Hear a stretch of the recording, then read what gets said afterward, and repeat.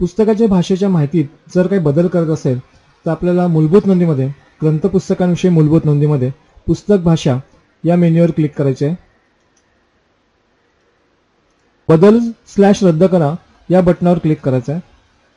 ड्रॉपडाऊनच्या एरोवर click केल्यानंतर आपल्याला जेवढ्या भाषा भरलेल्या आहेत त्या भाषा आपल्याला इथे दिसू शकतात. इथे मराठी भाषा आहे, त्यामध्ये जर काय मला बदल करायचा असेल तर मी ही क्लिक करणार आहे किंवा मी इथे टाईपही करू शकतो त्याचं नाव. शोधा बटनावर क्लिक केल्यावरती जी आपण ह्या ड्रॉपडाऊनमध्ये निवडलेली भाषा आहे ती आपल्याला ग्रीडमध्ये दिसणार आहे.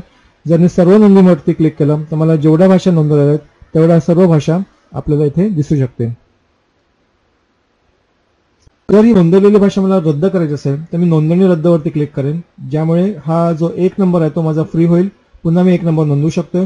रद्द करून केल्यानंतर सदर नोंद टेबलमध्येच राहणार आहे, पण त्या नोंदीचा जो संख्याक आहे तो आपल्याला दुसऱ्या कुठल्या भाषेसाठी वापरता येणार नाही. काही बदल करायचा असेल तर मी ते करू शकतोय. मी आता बदल करावरती क्लिक केलाय. येथे जर मला भाषाच्या नावामध्ये जर काही बदल करायचा असेल तर मी करू शकतो. स्तंभ संख्याक बदलायचा असेल तर ते मला बदलता येईल. तपशील भरायचा असेल मी तपशील काही भरू शकतो. लिपी चेंज करायची असेल तर मी लिपी इथे बदलू शकतोय. डिफॉल्ट व्हॅल्यू जर मला चेंज करायचं आहे तर मी डिफॉल्ट व्हॅल्यू मला चेंज करता येते.